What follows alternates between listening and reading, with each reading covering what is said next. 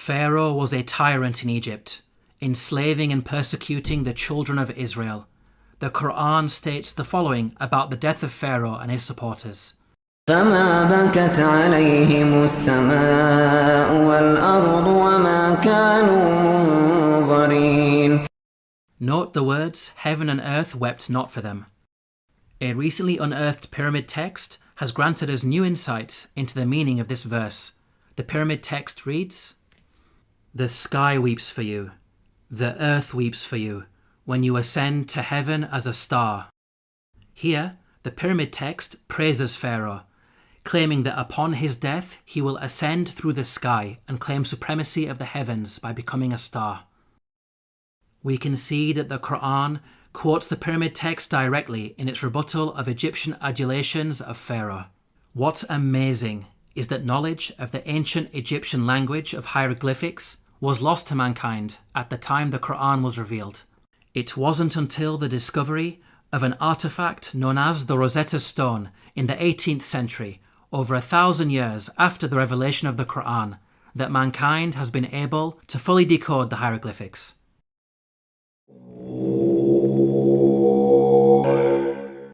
When you hear the word Pharaoh, what comes into your mind? Most people think of the supreme ruler of Egypt. This is correct, but the word did not always refer to the supreme ruler. Ancient Egyptian history is divided into different periods. The word Pharaoh, Egyptian Perah, had different meanings depending on the period of Egyptian history. Historically, the word Pharaoh only started being used as a title for the supreme ruler much later in Egyptian history, during the New Kingdom period. Before this, the word meant great house and was used to refer to the royal palace. The Encyclopedia Britannica states, Pharaoh, originally the royal palace in ancient Egypt. The word came to be used for the Egyptian king under the New Kingdom. Let's now analyze the Qur'an's accounts about Egypt in light of these historical facts. Like the Bible, the Qur'an discusses the prophets Joseph and Moses, who both spent time in Egypt. Joseph is dated by scholars to either the Middle Kingdom or Second Intermediate period, well before Pharaoh meant ruler. In the story of Joseph, the Qur'an repeatedly uses the word king to refer to the ruler of Egypt. He is never once called Pharaoh. Moses is dated by scholars to the New Kingdom period.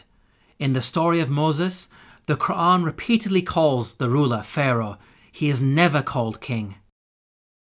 We can see that the Qur'an is accurate in its use of language when it comes to describing the leader of Egypt at different periods in its history. How could the author of the Qur'an have known this? The only source of information about ancient Egypt that would have been readily available are the Bible-based stories. To claim that the Qur'an copied from the Bible is problematic because the Bible uses the word Pharaoh to refer to the Egyptian ruler in the story of Joseph, which is historically inaccurate. The Qur'an cannot have copied from the Bible because the Qur'an corrects the Bible.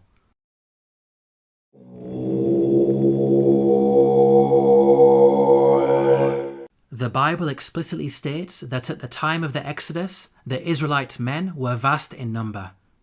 The Israelites journeyed from Ramesses to Sukkoth. There were about 600,000 men on foot, besides women and children. If we factor in the women and children, then the total number of Israelites would realistically be in the millions. This claim of a vast nation is problematic in light of other information that the Bible provides. Firstly, Pharaoh is said to have appointed 2 midwives to deliver and murder Israelite babies. The king of Egypt said to the Hebrew midwives, whose names were Shiphrah and Puah, "When you are helping the Hebrew women during childbirth on the delivery stool, if you see that the baby is a boy, kill him." 2 midwives would only be sufficient for such a task if the Israelites were small in number and giving birth to a manageable number of babies. 2 midwives would not be sufficient for a vast nation of millions. Secondly, the Bible tells us that after the Exodus, God informed Israel that they would not be granted the land of their enemies straight away. but I will not drive them out in a single year, because the land would become desolate and the wild animals too numerous for you. Little by little I will drive them out before you, until you have increased enough to take possession of the land. Note the reason for the Israelites being denied immediate possession of the land. It is said that wild animals will overpower them. Such a statement only makes sense if the Israelites were small in number and not a vast nation of millions, as the Bible claims. By contrast, the Qur'an states that the Israelites were only a small band at the time of Moses. فأرسل فرعون في المدائن حاشرين إن هؤلاء لشرذمة قليلون. We can see that the Qur'an fixes the contradictions that are present in the biblical narrative.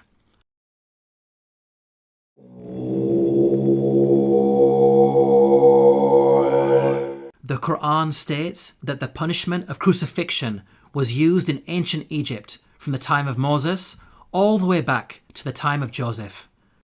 Now, the word crucifixion typically brings to mind the Roman cross. However, in antiquity, there were different forms of crucifixion. Professor of Archaeology David Chapman wrote, "In studying the ancient world, the scholar is wise not to differentiate too rigidly the categories of crucifixion, impalement, and suspension. Hence, any study of crucifixion conceptions in antiquity must grapple with the broader context of the wide variety of penal suspension of human beings." The Arabic words translated as crucified in the Quranic verses all contain the root word solaba. Arabic dictionaries state that this root carries a number of meanings, including to harden or stiffen and to extract oily matter from bones. This word does not only mean death by being hung on a Roman cross. Rather, it indicates any method of execution which makes the body hardened or stiffened and results in the leaking of bodily fluids. So, impalement, suspension, and the Roman cross are all included without making any distinction. Archaeological evidence shows that the ancient Egyptians used to crucify people by impalement on a stake. The following entry is taken from an Egyptian-German dictionary of hieroglyphics. Note the hieroglyph which depicts an impaled man. This is a punishment that was used throughout the different periods of ancient Egypt. The Abbot Papyrus is dated to the New Kingdom period. It mentions an oath that includes impalement. He took an oath on pain of being beaten and of being impaled. The earliest evidence for crucifixion by impalement is Papyrus Bulaq 18, which is dated to the early Second Intermediate period. It states, "A bloodbath had occurred with wood. The comrade was put on the stake." We can see that crucifixion by impalement on a stake was carried out during the New Kingdom period, and at least as far back as the Second Intermediate period. These time periods cover both Moses and Joseph, which shows that the Qur'an is historically accurate. As well as mentioning crucifixion, the Qur'an also narrates the following threat of mutilation made by the Pharaoh of Moses. لأقطعن أيديكم وأرجلكم من خلاف ولأصلبنكم أجمعين. Historically, we know that capital punishment in ancient Egypt became more severe with the advent of the New Kingdom period, which is the time of Moses. In fact, the specific punishment of mutilation is primarily associated with the New Kingdom period. For example, the Turin Judicial Papyrus records, "Persons to whom was done punishment by severing their nose and ears on account of them ignoring the good instruction said to them." These details about crucifixion and mutilation are missing in the Bible. There is a Jewish commentary, the Midrash Shemot Rabbah, which mentions Pharaoh threatening Moses with burning and crucifixion. But this is a much later work that was composed centuries after the Qur'an was revealed.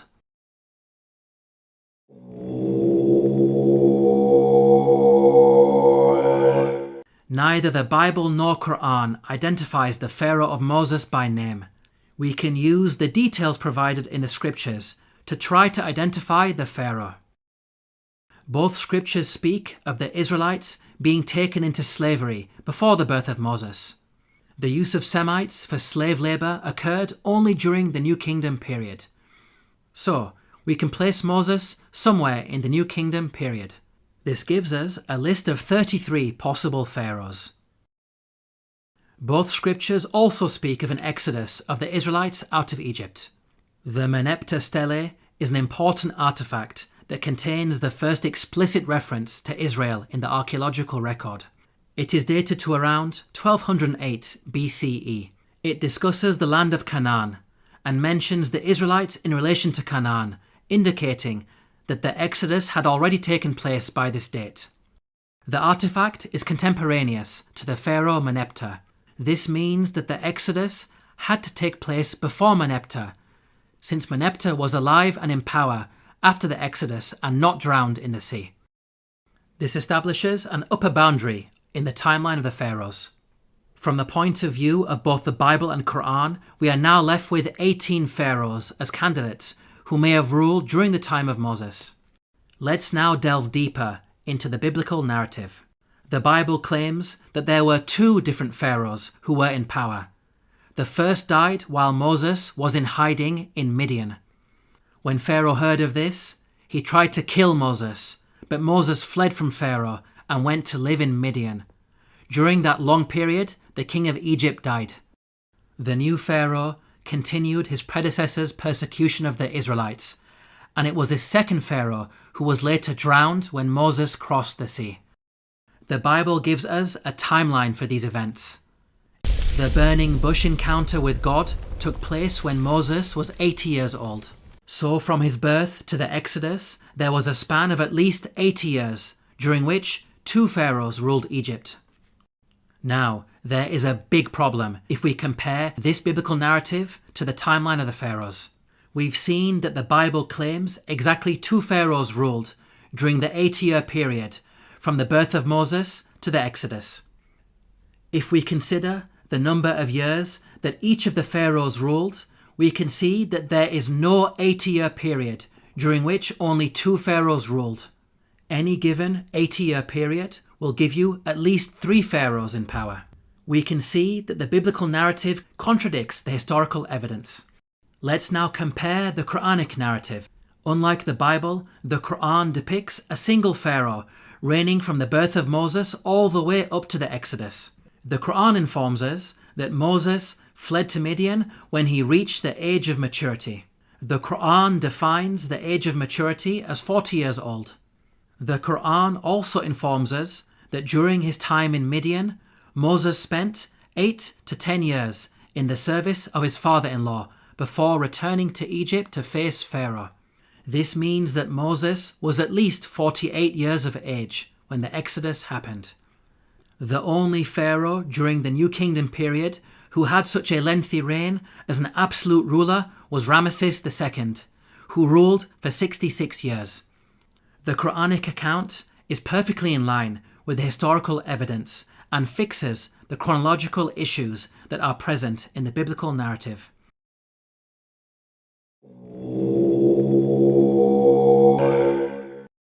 Let's now compare the life and religion of Ramesses II to the claims that the Qur'an makes about the Pharaoh of Moses. وَإِنَّ فِرْعَوْنَ لَعَالٍ فِي الْأَرْضِ وَإِنَّهُ لَمِنَ الْمُسْرِفِينَ. This claim that the Pharaoh of Moses was extravagant has been proven by archaeological discoveries, which show that Ramesses II was the grandest of the pharaohs. The archaeologist Peter Clayton wrote, "His genuine building achievements are on a Herculean scale." The archaeologist Eric Uphill wrote, "The palace of Ramesses was probably the vastest and most costly royal residence ever erected by the hand of man." The Egyptologist Kenneth Kitchen wrote, "Certainly, in his building works for the gods, Ramesses II surpassed not only the 18th dynasty, but every other period in Egyptian history." With regards to the religion of the Pharaoh of Moses, the Qur'an makes the following claim. فحشر فنادى فقال أنا ربكم الأعلى. The Qur'an states that the Pharaoh of Moses was arrogant, exalting himself to the position of God. Modern archaeological discoveries have proven this to be true. Ramesses II built the great temple at Abu Simbel to honour himself. Its entrance is flanked by 4 colossal statues of Ramesses II, which dwarf the statue of Ra-Horakhti, god of the horizon, located above it. This temple also contains an image of Ramesses II making a sacrifice to his divine self.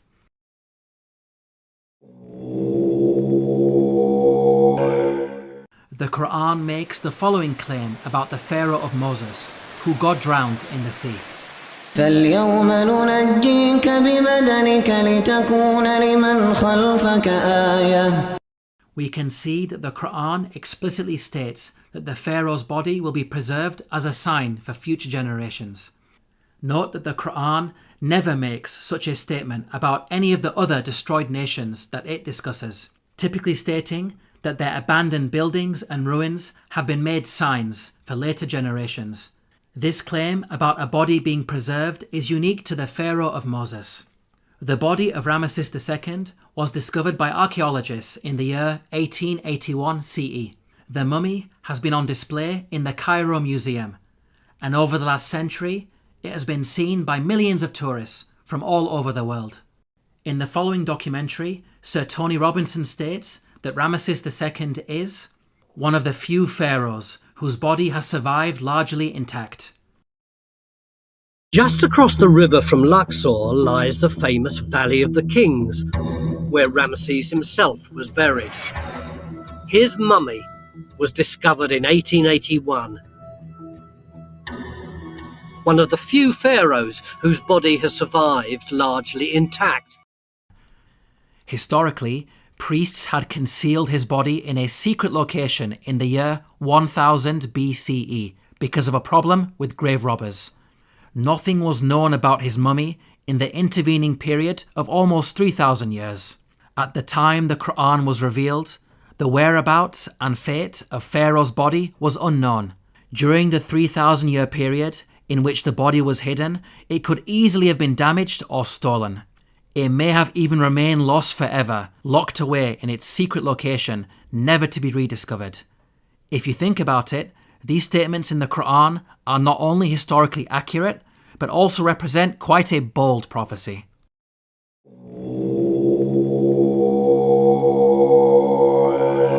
The Bible informs us about a series of plagues that God brought upon Egypt.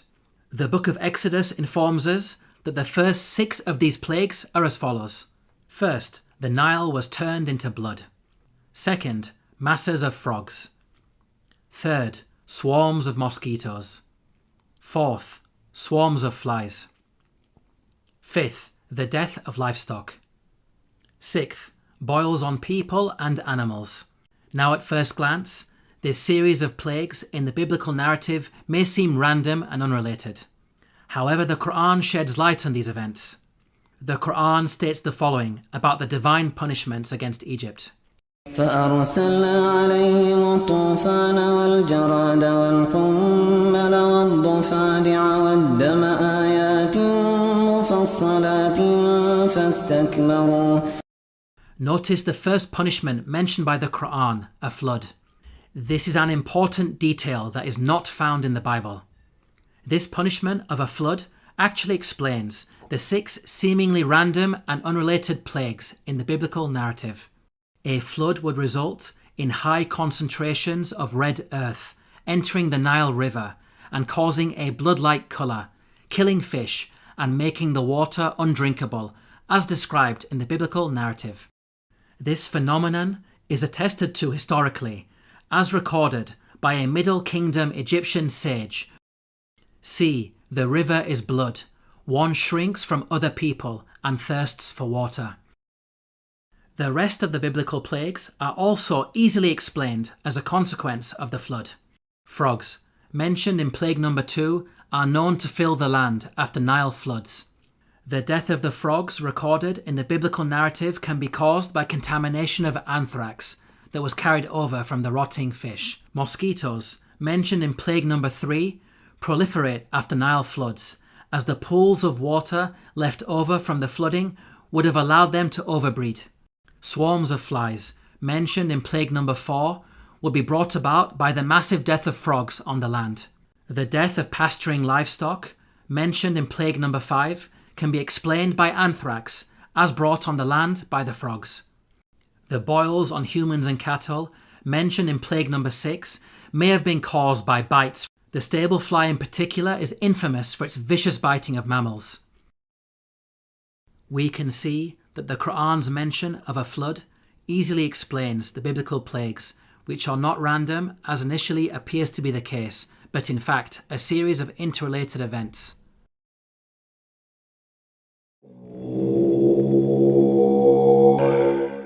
The Qur'an mentions the following incident about Joseph while he was in Egypt. وشروه بثمن بخس دراهم معدودة وكانوا فيه من الزاهدين. Here the Qur'an states that Joseph was sold for a paltry price. The Arabic phrase used is darahima ma'dudatin, which contains the words dirham and ma'dud. Dirham means a unit of silver coinage or weight. Ma'dud means countable or limited in number.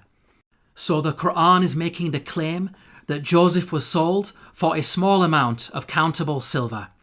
There is plenty of historical evidence that standardized units of silver were used in transactions in ancient Egypt. Small pieces of silver, known as shati, were used in trade. The tomb of Nyanknum and Khnumhotep is dated to the Old Kingdom period. It contains a scene of a busy open-air market with goods for sale. Cubits of cloth, for example, are said to be sold for 6 shati. The Rind mathematical papyrus is dated to the Second Intermediate period. It discusses the relative values of gold, silver and lead in terms of shati. Small silver bars bearing the name of Pharaoh Tutankhamun have been dated to the New Kingdom period. They are inscribed with a hieroglyphic which states, Tutankhamun, ruler of Heliopolis in Upper Egypt. Until recently, historians believed that the minting of precious metals was a later Greek invention. These recent Egyptian archaeological discoveries have forced historians to completely revise their understanding of coinage in the ancient world. How is it possible that such knowledge was revealed in the Qur'an nearly 1,500 years ago? The Bible mentions that Joseph was sold for 20 of silver. However, this sale is said to have taken place with some Arabs outside Egypt. By contrast, the Qur'an states that the sale took place inside Egypt. So, the Bible could not have been used as a source by the Qur'an. It is in fact the Bible that contains historical errors when it comes to coinage. For example, the Bible makes the claim that a gold coin known as the darik was used at the time of King David. They gave toward the work on the temple of God 5,000 talents and 10,000 darics of gold. As historians point out, the darik is named after the Persian leader Darius the Great, who lived hundreds of years after King David. The Jewish Encyclopedia acknowledges this error. A notable instance of anachronism occurs in 1 Chronicles 29:7. Gold darics, coins which were not struck before the time of King Darius I, i.e., more than 400 years after David.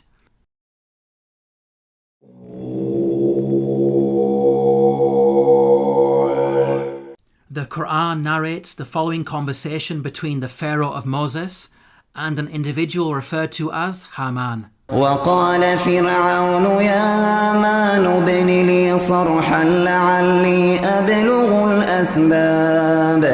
أسباب السماوات فأطلع إلى إله موسى وإني لأظنه كاذبا. Here Pharaoh commanded Haman to build a tower that would allow him to reach the heavens. It's important to understand that Pharaoh's intention was not to literally scale a tower to reach the sky. Rather, it's a reference to the Egyptian belief that after death, the Pharaoh would ascend from earth to heaven, taking his place among the gods. As we covered earlier, the author of the Qur'an had an awareness of ancient pyramid texts that detailed such beliefs. Egyptian monuments housed the bodies of dead pharaohs. These monuments acted as a bridge between this world and the next. They were filled with religious writings that served as instructions to help the dead pharaoh ascend to the heavens. Hence, the person in charge of constructing such a monument for pharaoh would not only need to be skilled in architecture, but also highly knowledgeable in religion, a builder-priest of sorts. Let's now turn to history to see if we can identify an individual known as Haman, who was both a builder and a priest. Earlier we concluded that Ramesses II was the pharaoh at the time of Moses, so we will focus on this time period. A block statue in the Egyptian Museum of Munich contains a biographical account of the life of a high priest named Baken Khonsu. In his own words he states, "I am one truly reliable, useful to his Lord, who performs beneficent deeds within his temple. I being principal chief of works in the estate of Amun, I erected obelisks of granite stone whose tops reach to the sky." Here, Baken Khonsu tells us that he served the pharaoh in two ways, first by performing rituals in the temple, and second as chief architect. In fact, Baken Khonsu was an architect extraordinaire, being one of the greatest in all of ancient Egypt. He is responsible for constructing the Temple of Amun at Karnak, a monument that remains one of the largest religious structures ever created by man. With regards to the priesthood, Baken Khonsu informs us that he had a very long and illustrious career. "I was a third prophet of Amun for 15 years. I was a second prophet of Amun for 12 years. He appointed me high priest of Amun for 27 years. Here Baken Khonsu is stating that he served the god Amun throughout his priestly career. Amun is the name of an Egyptian deity who rose to prominence during the New Kingdom period. By the time Baken Khonsu died, he had been a priest for many decades, having served Ramesses II as high priest throughout his reign. Both Ramesses II and Baken Khonsu were contemporaries who died around the same time. What about the Qur'an's mention of Haman? How does it relate to Baken Khonsu? Baken Khonsu referred to himself by the title High Priest of Amun. The actual phrase in the hieroglyphics is Ham, Nata, Tapi, Amana. The word Ham literally means servant, and Amana is how you articulate the name of the god Amun in Egyptian. Baken Khonsu was Ham Amana, meaning servant of Amun. The Qur'an's mention of Haman may be simply an Arabized version of the Egyptian Ham Amana. Let's now summarize the main points about Baken Khonsu. He was a senior-ranking figure under Pharaoh Ramesses II, acting as both high priest and chief architect. He served in the temple of the god Amun and thus had the title Ham Amana. It is clear that all of the historical evidence fits perfectly with the Quranic narrative.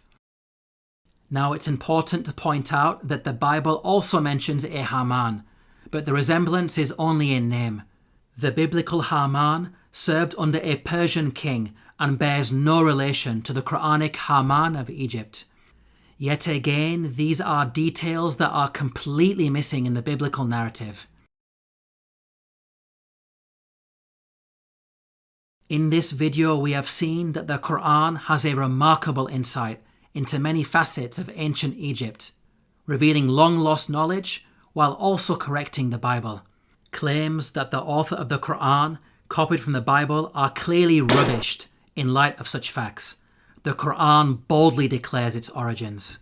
تنزيل الكتاب لا ريب فيه. Watching, and we'll see you in the next video.